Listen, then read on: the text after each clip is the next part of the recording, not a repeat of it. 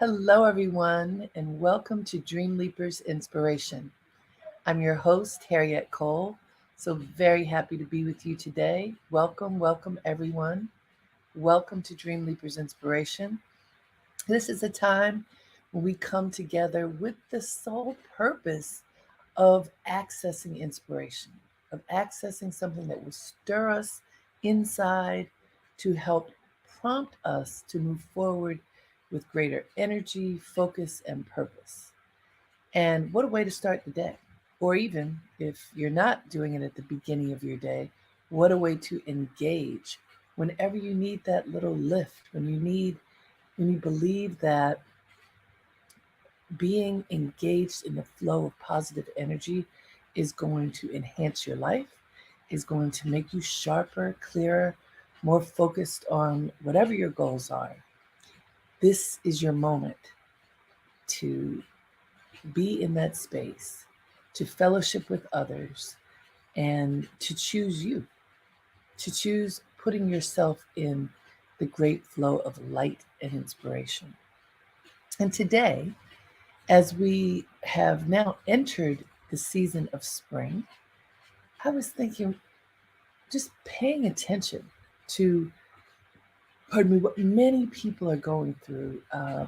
More people are walking outside, get to notice how people are being in space because it's different. We've had 2 years of primarily being at home. So being outside, being, among the blossoming trees and flowers and plants. It's just a beautiful thing to see.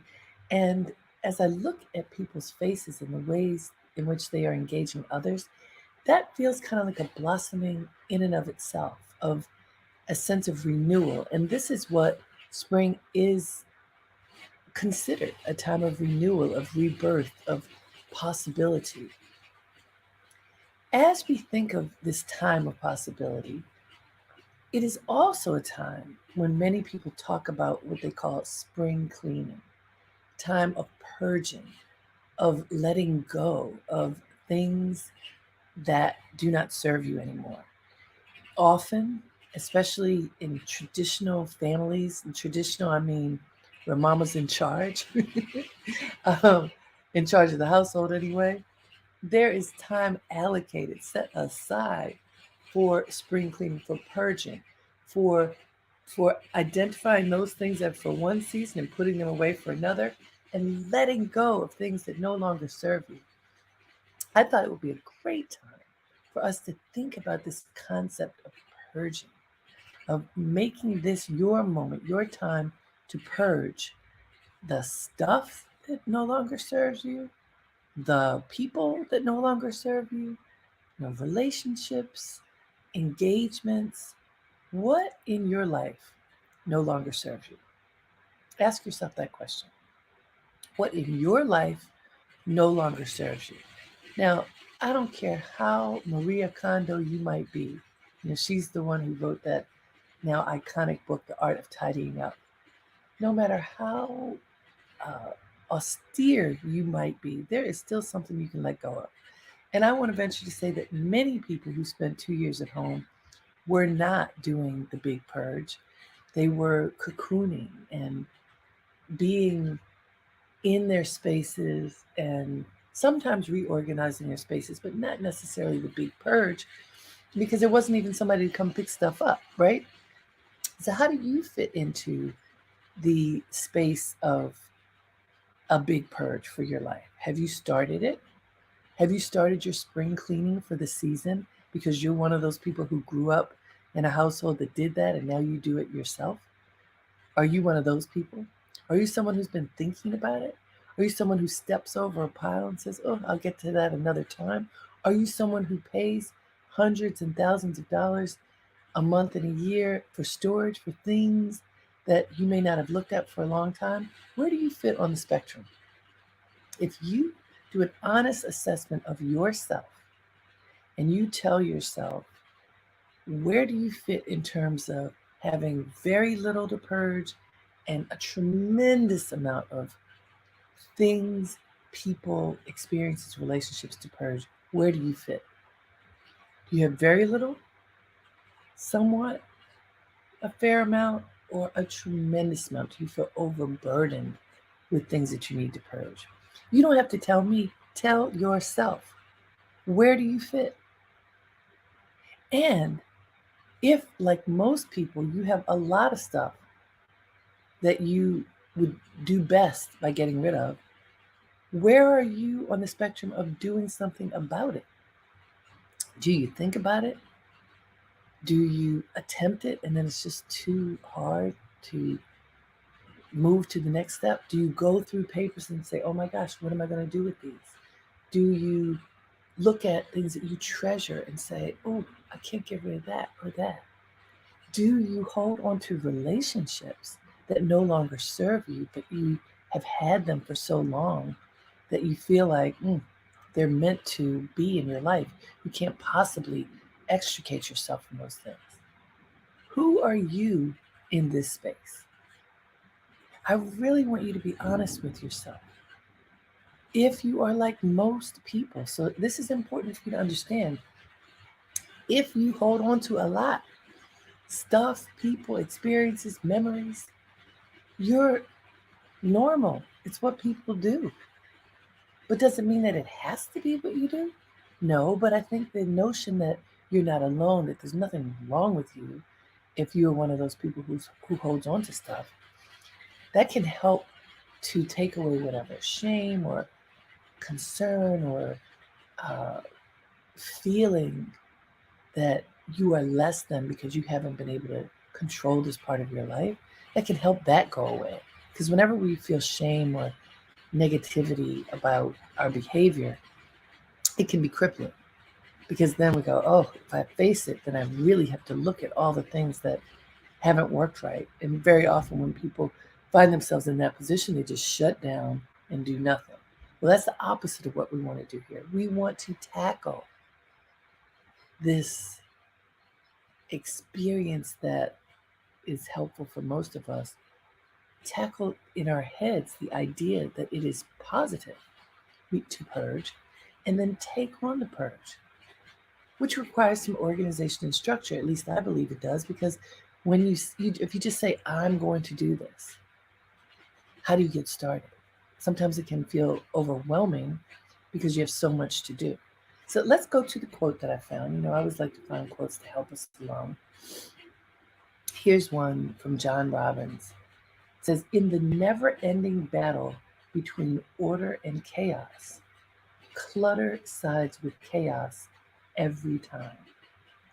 Anything that you possess that does not add to your life or your happiness eventually becomes a burden. Let me share that with you again. Listen closely. This is from John Robbins, from a book entitled The New Good Life, Living Better Than Ever in an Age of Less. Here's what he says. In the never-ending battle between order and chaos, clutter sides with chaos every time. Anything that you possess that does not add to your life or your happiness eventually becomes a burden. Okay, let's break this down. There are a few key things in this very intentional statement. There's this notion of a never-ending battle, not a battle that, oh, you fight the battle and it's over. John Robbins says that the battle is never-ending, in the never-ending battle between order and chaos. So it's always there. The battle between order and chaos is ongoing, never-ending. That means you can't check a box and say, I did it, and then it's done. Think about it. Think about the world of nature. So if you have a lawn, I live in New York City. I don't have a lawn now, but I grew up with the lawn.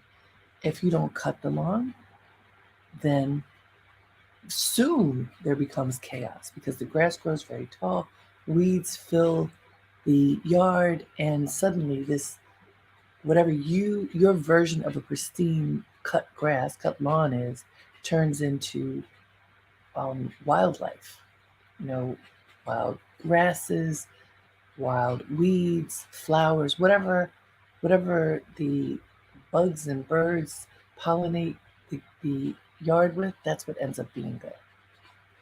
Order and chaos. The order is when you rake the lawn, when you mow the lawn, when you remove the weeds, and you tend to it so that whatever is in that lawn, in that backyard, in that planter, whatever it is there because you want it to be there. It's intentional. If you don't pay attention to it, it is whatever nature and the moment and where you happen to be, whatever they decide are going to be there. Order and chaos. Do you see? Do you see that? And by the way, chaos for you may not be chaos for somebody else. So it's just really what is true for you. So in the never-ending battle between order and chaos, clutter sides with chaos every time. Think about that. Think about your life. When things are organized, it's easier for you to move through life on a clear path, for you to not get distracted by things that are standing in your way, for you not to um, trip over things that are standing in your way, both literally and metaphorically. If your path is clear because you have cleared it and you tend to it and it remains clear, what happens? You're able to see further ahead. You're able to predict things about your life and your future because you've mapped it out and cleared a path to get to that destination. If your path is overgrown with weeds and stuff, then it's harder for you to see. Do you understand how that could be? Yeah. So John Robbins says anything that you possess that does not add to your life or happiness. Think about anything at all that you possess that does not add to your life or your happiness eventually becomes a burden. That's powerful. So a lot of times we hold on to things because we think we might need them later. Well, I don't want to get rid of that because I could use that later, or my family could use that later. Somebody could use that later. I want to hold on to this because perhaps it's going to be valuable at another time.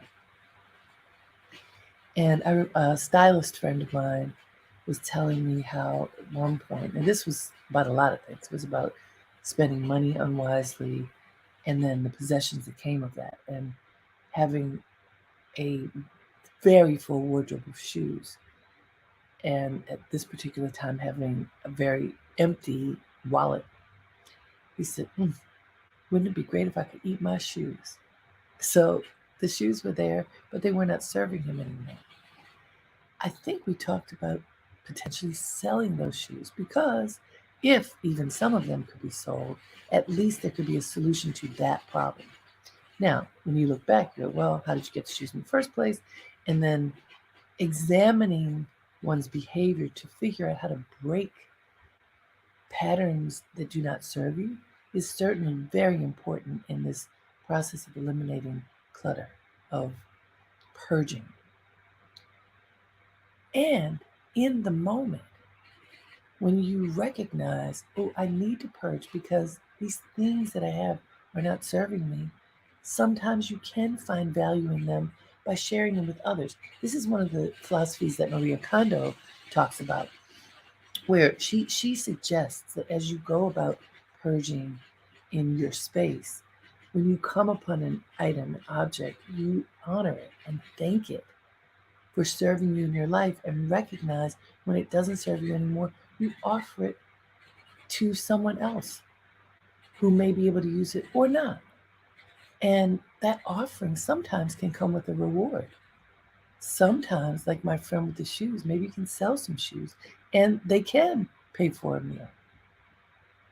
And then it's important in the whole process of purging to determine how to purge the behavior that got you there in the first place. What have you done? What has occurred in your life to get you where you are today? And what do you need to do in order to turn the page? What do you need to do in order to clear the path? Ask yourself that question. What do you need to do? What is standing in your way right now of the clarity that will help to guide your steps. And this notion of purging exists to help you with that. If you let go of any and everything that isn't serving you anymore, what do you have left? You have what you need. Or you have an understanding of what you need. Because sometimes we got so much stuff around us that we don't even have the capability of recognizing what we actually need. Does that ever happen to you? Think about the people in your life. My mother used to say, if you have a handful of friends or less, that's enough friends to have. If you find yourself balancing a huge number of people that you call your close friends, you're probably close to too many people. And you need to evaluate those relationships to determine, do all of those people deserve a seat at your inner table? And when you do that, when you evaluate each person based upon your values, your principles, your time, your ability to engage with others, who gets a seat at the table then? So if you think about purging in terms of relationships, I know that can feel difficult, can feel harsh. But aren't you worth it? Aren't you worth it? If you were able, I want you to envision this. Envision the most beautiful table, dining table. It could be the table in your home, or it could be the table in your fantasy home, the home of your future. What does that table look like? What's the shape of the table? How many seats are at this table? Really, look at the table in your mind's eye. See the table. See how many seats are there. Place chairs in front of each area on the table where you would have someone sit. And now set the table beautifully. Are you using a tablecloth, placemats? What type of flatware are you using? Napkins, glasses? Do you have flowers on the table? How are you adorning this table to make it the most beautiful table that you can set, so that the people you invite to join you at that table are thrilled. They feel honored that they've been invited. And when they arrive, they see, oh, what a gorgeous table. They took so much time in making this a welcoming space. Do you see your table? Can you hold that table in your mind's eye right now? I want you to see it. The material of the table, the way it is set, the chairs that are surrounding the table, where you will sit. How many seats are at the table? Now, there could be 2 seats, 4 seats, 6 seats, 12 seats, 20 seats. They're all sizes of tables. How many seats are at your table? Now, as you envision your table and the seats at your table, I want you now to think about the people you love the most, the people you want to be in your company. Who will you invite to join you at this table for a very, very special meal? Who will you invite? And go through your list of loved ones closely. Maybe as we're thinking about this, you can close your eyes if you want. Go through your list of loved ones and envision, who would you like to sit at that table? Who would you like to engage at this very special meal that you're curating with loved ones who, by the way, you think would enjoy each other? Who deserves to be at your table? And as you're contemplating people, one by one, and you're thinking of people who deserve to be in your inner circle, who's coming up where you go, oh, not that one. I don't think I want to invite that one. And then for a moment, you step away from your table and make an evaluation of the person who's in question. Why do you have that thought? Why wouldn't you want to invite that one? What did that person do, say? What experience have you had? What about that person means that perhaps that person should be purged from your inner circle? I know that sounds harsh. However, it's a fair thought. Who does not deserve to be at your inner table? It doesn't mean that you kick them off the bridge and they're never in your life anymore, or it might. But who doesn't deserve to be in your inner circle? As you go through your list of people, more than likely the people who are coming forth in your awareness are people that you regularly are engaged with. People, who do you talk to the most?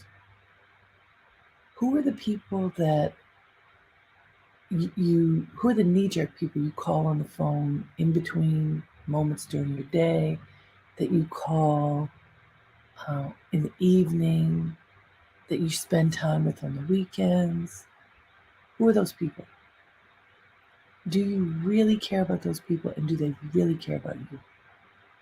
Are they friends, acquaintances, close by convenience? And I ask this question because I have been through this. I had to purge a couple of people, not from my life entirely, well, one, but before the complete purge, there was I have let you into my inner circle and you don't deserve to be there. Our engagements have been hurtful to me because the way that you talk to me, the way that you react to me when I'm in tender moments makes me uncomfortable. Therefore, you don't get to be in the space of my life when tender moments are revealed because you don't know how to tend to me the way I appreciate. It took me a long time to figure out that I had agency over that. That, some call me too sensitive. Okay, maybe I am. But my inner circle can include people who are aware of my sensitivities and who honor that and who are kind to me in sensitive moments. So I had to cut some folks out of the inner circle who weren't really honoring that. And I didn't feel bad about it. What happened before I did it, however, is I made the mistake of blaming them for being unkind to me. And when I looked back and reflected on my experiences over time with one person in particular, I realized this person had acted like this the whole time. My problem was I expected the person to behave differently. I expected this person to grow to love me and to alter their behavior so that they would tend to me better. Do people generally change? No. And so I had to accept my responsibility in that, which was this person's not going to change. Therefore, this person doesn't get to be in the inner circle. We still have a relationship, but it's not an inner circle relationship. And guess what? My feelings don't get hurt anymore. And that person probably doesn't get frustrated with me because we engage differently over sensitive things. That was a purge, not a complete purge, but a purge out of the inner circle.